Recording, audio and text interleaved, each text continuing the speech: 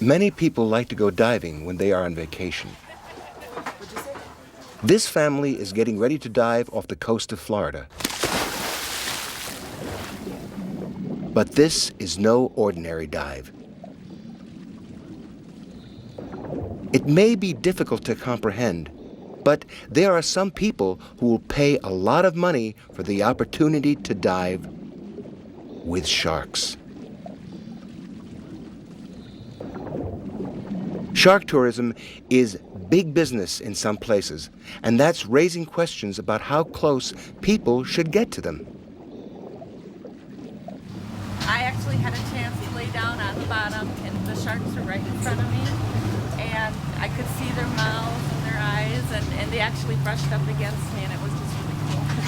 Several times a week, diving instructor Jeff Tarodi takes customers to swim and even play with these harmless nurse sharks. But he no longer feeds the sharks as he once did. In January 2002, Florida became the first U.S. state to ban the feeding of marine wildlife. That followed a summer of shark attacks which caused a lot of negative publicity. The horror of shark attacks makes many people react against them. Some tourists, though, believe they should be able to get close to sharks, including dangerous varieties.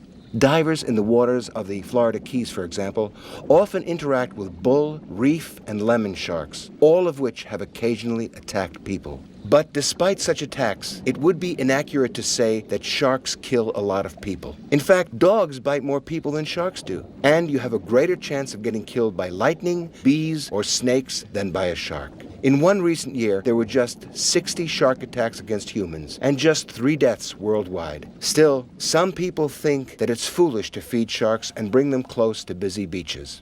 Bob DeMond has been a diver for 30 years. He's still diving today, although he's worried that sharks may be losing their fear of humans.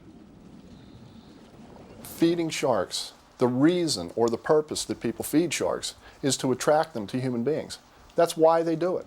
You may not be a shark's prey, but when sharks learn to associate humans with food, they approach you investigating to see if you have food.